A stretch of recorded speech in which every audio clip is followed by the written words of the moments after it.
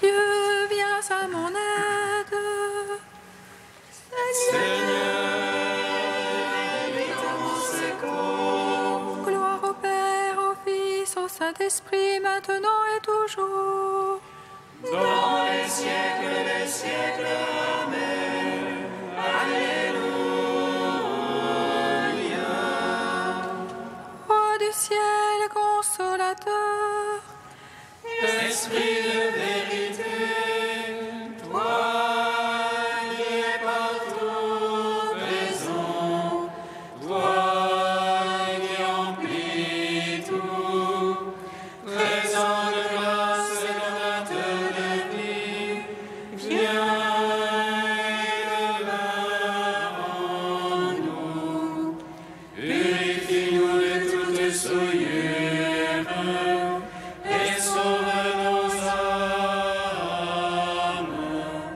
Toi qui es bonté.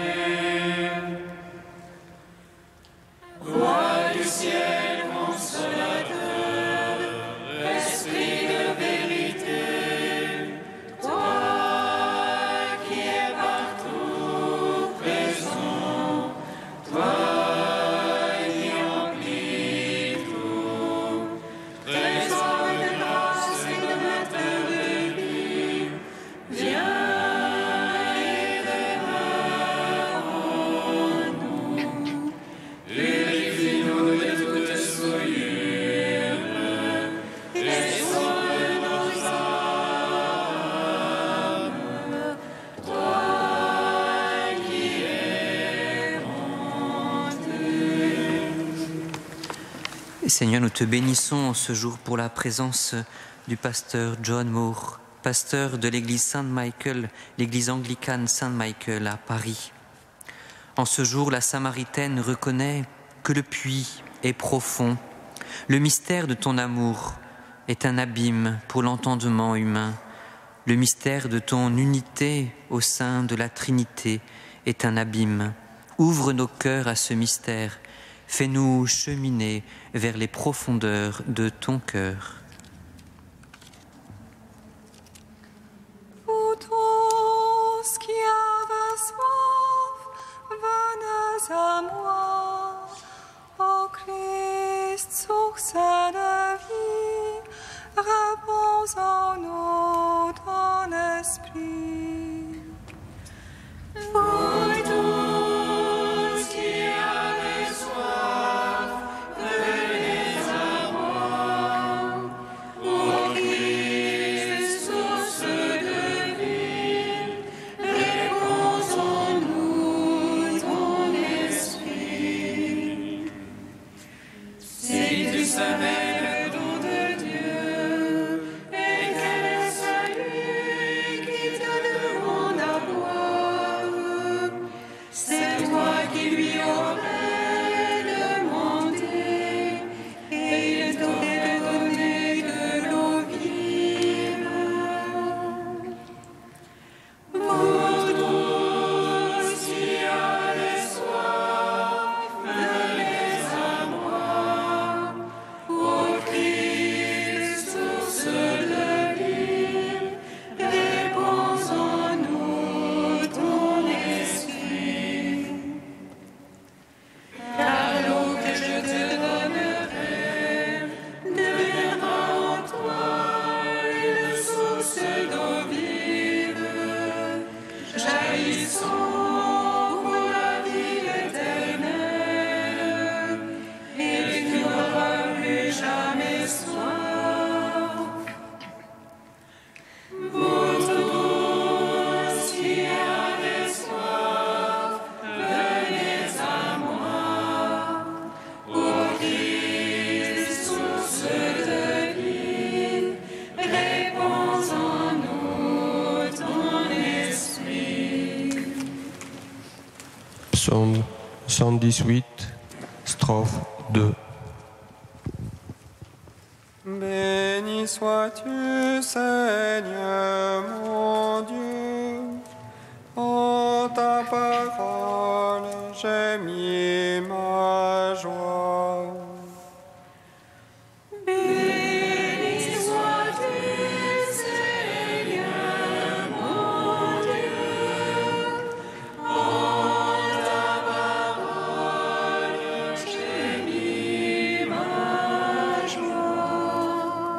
Comment jeune garder pur son chemin en observant ta parole. De tout mon cœur, c'est toi que j'ai cherché. Ne me sors pas de tes ordres. Dans mon cœur, j'ai conservé tes promesses pour ne point faillir envers toi. Béni que tu es, Seigneur. Apprends-moi tes volontés. De mes lèvres, je les ai tous énumérés, les jugements de ta bouche. Dans la voie de ton témoignage était ma joie. Plus qu'en toute richesse. Sur tes préceptes, je veux méditer et regarder à tes chemins. Je trouve en tes volontés mes délices. Je n'oublie pas ta parole. Gloire au Père, au Fils, au Saint-Esprit, pour les siècles des siècles. Amen. Béni sois-tu, Seigneur mon Dieu. En ta parole, j'ai mis ma joie. Psaume 23. Bienheureux ceux qui habitent en ta maison, ils chantent ta louange autour de ton autel. Bienheureux ceux qui habitent en ta maison, ils chantent ta louange autour de ton autel. Ô Seigneur, la terre et sa plénitude, le monde et tout son peuplement. C'est lui qui l'a fondé sur les mers, lui qui sur les fleuves l'a posé. Qui montera sur la montagne du Seigneur et qui se tiendra dans son lieu saint. Là aux mains innocentes, cœur pur, qu'il a moins l'âme encline aux vanités. À lui la bénédiction du Seigneur, la justice du Dieu son Sauveur. C'est la race de ceux qui le cherchent, qui poursuivent ta face, Seigneur. Porte, levez vos frontons, élevez-vous portes éternelles. Il entre le roi de gloire. Qui est ce roi de gloire? C'est le Seigneur le fort, le vaillant, le Seigneur le vaillant des combats. Porte, levez vos frontons, élevez-vous portes éternelles. Il entre le roi de gloire. Qui est ce roi de gloire? C'est lui le Seigneur Sabaoth, lui le roi de gloire. Gloire au Père, au Fils, au Saint-Esprit, pour les siècles des siècles. Amen. Bienheureux ceux qui habitent en ta maison, ils chantent ta louange autour de ton autel. Psaume 25. Justice pour moi, Seigneur, moi je marche en ma perfection. Justice pour moi, Seigneur, je m'appuie sur le Seigneur et ne dévie pas. Scrute-moi, Seigneur, éprouve-moi, passe au feu mes reins et mon cœur. J'ai devant les yeux ton amour, moi je marche en ta vérité. Je n'ai pas été m'asseoir avec le fourbe, chez l'hypocrite je ne veux entrer. J'ai détesté le parti des méchants, avec l'impie je ne veux m'asseoir. J'ai lave les mains en innocence, je tourne autour de ton autel. Faisant retentir l'action de grâce, énonçant toutes tes merveilles. J'aime la beauté de ta maison et le lieu du séjour de ta gloire. Ne joins pas mon âme aux égarés, ni ma vie aux hommes de sang. Ils ont dans les mains l'infamie, leur droite est pleine de profit. Mais moi je marche en ma perfection, rachète-moi Seigneur, pitié pour moi. Mon pied se tient en droit chemin, je te bénis Seigneur dans l'assemblée. Gloire au Père, au Fils, au Saint-Esprit, pour les siècles des siècles. Amen. Bienheureux ceux qui habitent en ta maison, ils chantent ta louange autour de ton autel. Cantique d'Isaïe, page 291. Ainsi parle le Seigneur, le Rédempteur, le Saint d'Israël.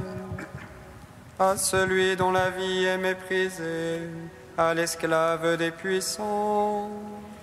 Des rois en te voyant se lèveront, se prosterneront devant toi. À cause du Seigneur, le Dieu fidèle, du Saint d'Israël qui t'a élu. Au temps de la grâce, je t'exauce, te viens en aide au jour du salut. Je te forme et t'établis alliance du peuple pour relever le pays. Tu partageras l'héritage dévasté, tu diras aux prisonniers sortez. À ceux qui sont dans les ténèbres, venez à la lumière. Ils pourront paître le long des chemins, sur toute hauteur trouveront des pâturages. Ils n'auront plus faim ni soif, sable et soleil ne les brûleront plus. Car celui qui a pitié d'eux sera leur guide, il les conduira aux eaux jaillissantes. Il fera de toute montagne des chemins, les routes seront relevées. Cieux et terre tressaillaient d'allégresse, montagnes éclatées en cris joyeux. Car le Seigneur console son peuple, il a compassion de ceux qui pleurent. Si on disait Dieu m'a abandonné, le Seigneur m'a oublié. Une femme oublie-t-elle son nourrisson, cesse-t-elle de chérir son enfant? Même s'il s'en trouvait une pour l'oublier, moi je ne t'oublierai jamais. Je t'ai gravé sur les paumes de mes mains, tes remparts sont toujours devant mes yeux. Rendons gloire au Père Tout-Puissant, à son Fils Jésus-Christ le Seigneur. Saint-Esprit qui habite en nos cœurs, pour les siècles des siècles. Amen.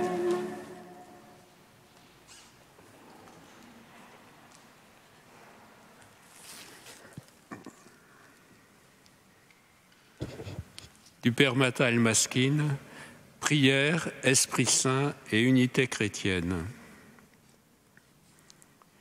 Il est certain que si nous nous libérons du moi individuel et du moi ecclésial, tant au niveau du conscient que du subconscient, l'unité deviendra incontestablement une réalité. Du moi, avec toutes ses particularités, traditionnelles, idéologiques, canoniques et sacrées, on ne peut se libérer. L'individu est incapable, quel que soit son pouvoir sur lui-même, de s'en détacher. Représenterait-il même l'Église à laquelle il appartient, il serait encore incapable de se désister du moi, de cette Église qui est la sienne. Mais lorsqu'en vérité le Seigneur sera effectivement présent, alors se dissipera toute autonomie humaine et le Christ deviendra le moi de tous. Le problème de l'unité est de manière tranchée et décisive celui de la présence du Seigneur, car c'est par cette présence que s'accomplira l'unité à un niveau divin et que prendront fin les séparations. Seul le Seigneur peut des deux faire un seul peuple et détruire la barrière qui les séparait. Ce problème comporte deux éléments, l'unité et la destruction des barrières. Ceci correspond au double commandement. D'abord, tu aimeras le Seigneur ton Dieu, ensuite tu aimeras ton prochain. La logique humaine voudrait d'abord détruire les barrières pour accomplir l'unité, tandis que la logique de Dieu, exprimée au second chapitre de l'Épître aux Éphésiens que l'on vient de citer, exige que l'unité s'accomplisse d'abord afin que tombent les barrières.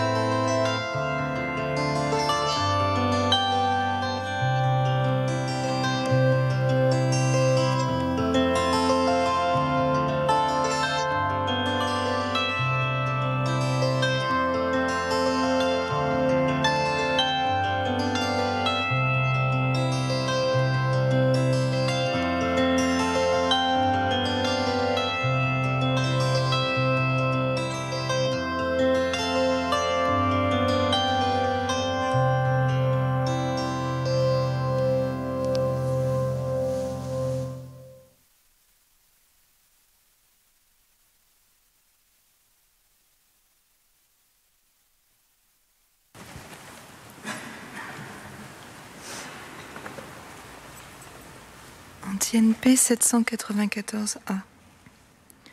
Du Christ notre rocher ont coulé des flots d'eau vive. Venez puiser aux sources du salut. Du Christ notre rocher ont coulé des flots d'eau vive.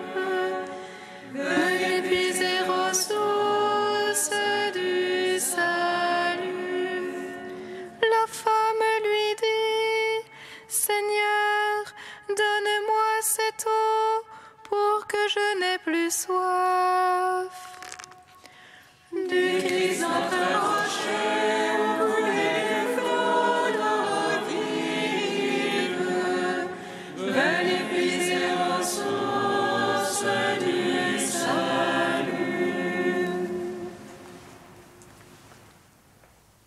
Lecture de l'Évangile de Saint Jean,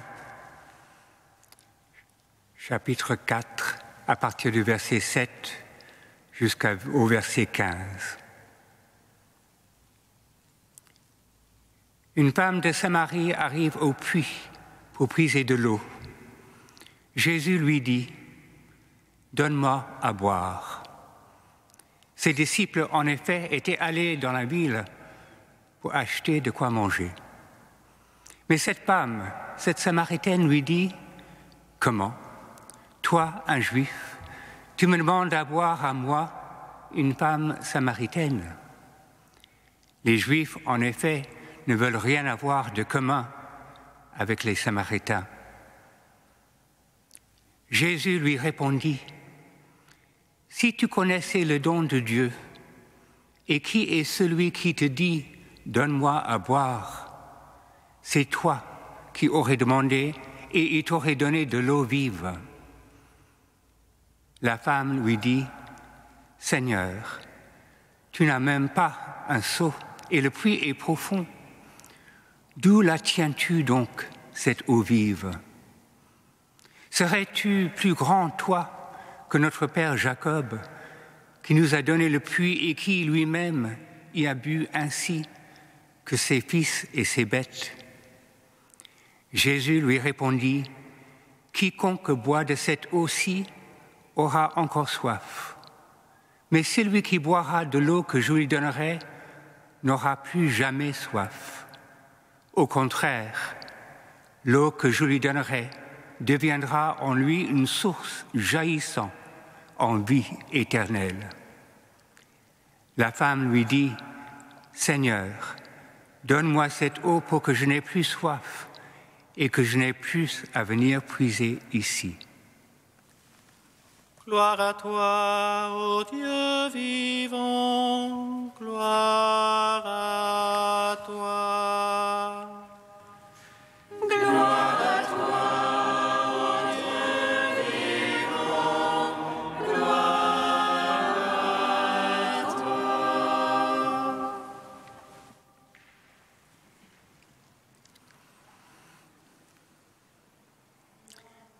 Jésus a besoin d'aide. Après sa longue marche, la fatigue le frappe.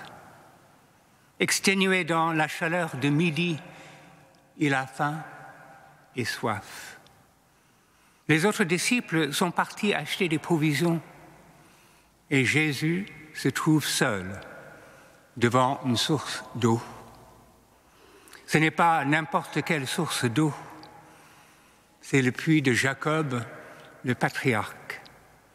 Or, ce puits appartient désormais à un peuple rejeté par le peuple choisi de Dieu, les Juifs. Jésus a soif, mais comme le lui fait remarquer la femme qui arrive sur les lieux, il n'a même pas de seau pour puiser l'eau. Pour avoir de l'eau, Jésus a besoin de l'aide de cette femme devant lui. À un moment ou un autre, nous avons tous besoin d'aide. Et parfois, nous nous trouvons obligés de laisser tomber notre orgueil et nos préjugés. Nous nous voyons contraints d'accepter de l'aide de la part d'une source inattendue. L'une des premières choses qui nous frappe dans cette histoire, c'est que Jésus choisit délibérément de violer les conventions religieuses et sociétales de sa communauté. Il prend l'initiative d'entamer une conversation avec cette femme inconnue. Qui plus est, il semble prêt à avoir un contact physique avec elle, de boire de l'eau venant de la cruche qu'elle tient dans sa main. Faire des choses pareilles lui rendra impur aux yeux de la loi juive. Et même la femme samaritaine trouve le comportement de Jésus pour le moins choquant. Quand Jésus lui répond « Si tu savais le don de Dieu et qui est celui qui te dit « Donne-moi à boire », c'est toi qui lui aurais demandé et il t'aurait donné de l'eau vive. » C'est à ce moment-là que la femme dit « Seigneur, tu n'as rien pour puiser et le puits est profond. d'où as-tu donc cette eau vive? La femme pense avoir tout compris. Or, elle n'a pas vraiment encore compris que Jésus n'a besoin de personne pour dispenser cette eau vive. Il n'a ni besoin de puits, ni de seau, ni de cruche. La source de cette eau vive, ce n'est pas dans le puits de Jacob, où encore aujourd'hui, on entend l'eau jaillissant qui rugit en dessous à une profondeur de 46 mètres. La source de cette eau vive, ce sont les eaux les plus profondes du mystère divin. Avec la femme samaritaine, nous qui faisons partie de l'Église de Dieu, sommes invités à plonger ensemble et en profondeur dans les eaux divines. Notre source, notre puits spirituel est bien profond. Et ensemble, en s'aidant les uns les autres, nous sommes appelés à sonder et à atteindre la profondeur du mystère de Dieu. Mais vous me direz, et je suis d'accord avec vous, que notre Dieu est un mystère qui dépasse notre compréhension. Il est vrai que tout seul, nous ne pouvons pas atteindre les eaux les plus profondes du mystère divin. Fort heureusement, notre Dieu mystérieux a choisi de se révéler en la personne de Jésus-Christ. Dieu lui-même se révèle dans le mystère de l'incarnation. Et donc, quand Jésus dit à la Samaritaine qu'il est capable de lui donner de l'eau vive, cette eau vive n'est pas quelque chose de vague ou d'incompréhensible. Cette eau vive a bien un nom. Elle désigne une réalité bien identifiable. Cette eau vive, ce n'est pas de l'eau tirée d'une citerne, ce n'est même pas de l'eau fraîche. Quand Jésus dit à la Samaritaine et quand il nous dit à travers l'évangile de Saint Jean qu'il est capable de nous donner de l'eau vive, il annonce une nouvelle réalité, une réalité à la fois présente et future. Vous et moi, et tous les membres de l'Église du Christ, nous sommes appelés à boire de cette eau vive, notre vraie vie en Dieu, la vie qu'il nous donne à travers son Esprit Saint. Nous sommes littéralement invités à goûter cette eau vive qui représente la vie éternelle. Finalement, nous sommes tous comme Jésus dans cette histoire. Nous avons soif. Nous désirons la vie et nous avons besoin de recevoir la source de vie. Comme le dit un psaume, « Comme un cerf altéré cherche l'eau vive, ainsi mon âme te cherche, toi, mon Dieu. » La bonne nouvelle, c'est que nous nous trouvons aujourd'hui devant un grand et profond puits spirituel, la source d'eau vive. Cette semaine, des chrétiens partout dans le monde se joignent à nous afin de prier pour cette unité qui est à la fois notre privilège et notre vocation. Cette semaine, cette année et dans les années à venir, serons-nous prêts à plonger, non pas seuls, mais ensemble et en profondeur dans les eaux divines. Au nom du Père et du Fils et du Saint-Esprit. Amen.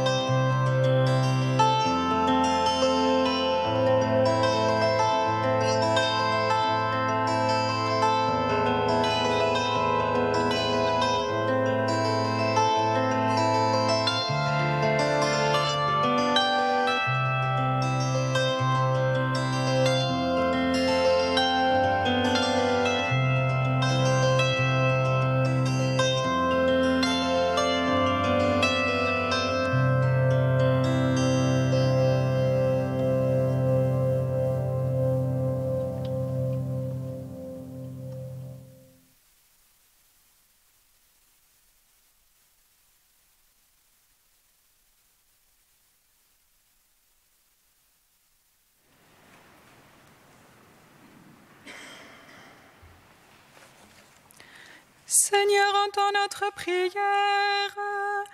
Écoute-nous, exauce-nous. Seigneur, entends notre prière. Écoute-nous, exauce-nous. Seigneur, donne-nous de voir nos frères comme tu les vois, et de nous réjouir de la beauté d'une unité qui respecte les diversités. Seigneur, entends notre prière. Écoute-nous, exauce-nous. Seigneur, donne-nous de savoir reconnaître la beauté et la bonté des dons que tu as confiés aux autres, et ouvre-nous à la gratitude. Seigneur, entends notre prière. Écoute-nous, exauce-nous. Seigneur, donne-nous le désir d'aller vers les autres, et ôte de nos cœurs la volonté qu'ils se conforment à nous. Seigneur, entends notre prière. Écoute-nous, exauce-nous. Ô Dieu saint, ô Dieu fort, Dieu immortel, prends pitié de nous.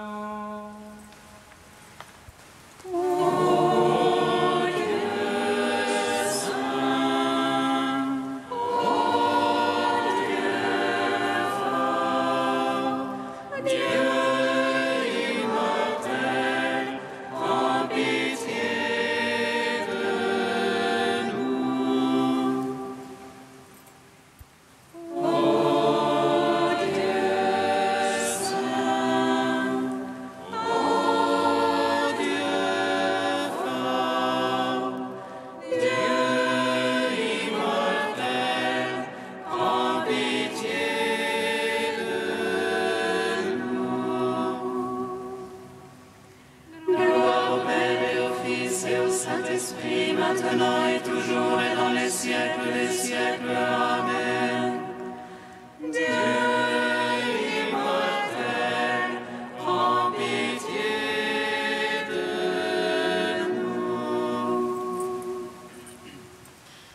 Ô Dieu saint, ô Dieu fort, Dieu immortel, prends pitié de nous. Seigneur, que ton esprit nous conduise ensemble au large, dans la profondeur de ton mystère, qu'il vienne lui-même mettre sur nos lèvres la prière des enfants de Dieu.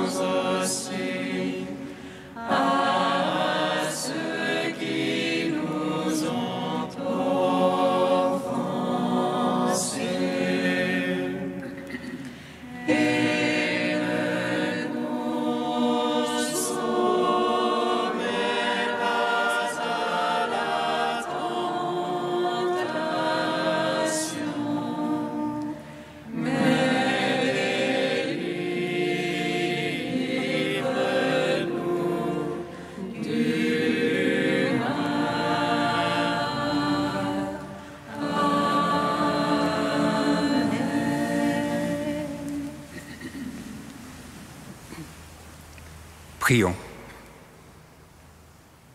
Dieu qui est source d'eau vive, fais que nous comprenions que plus nous unirons nos cordes, plus nos seaux plongeront en profondeur dans tes eaux divines.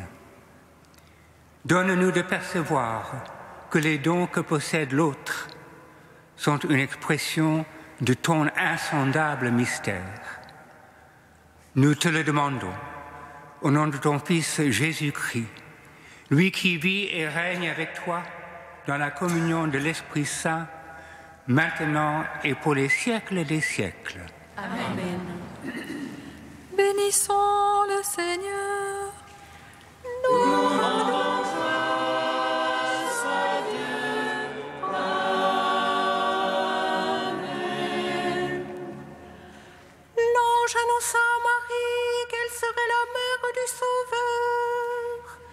Et elle conçut de l'Esprit Saint. Réjouis-toi, Marie, pleine de grâce, le Seigneur est avec toi.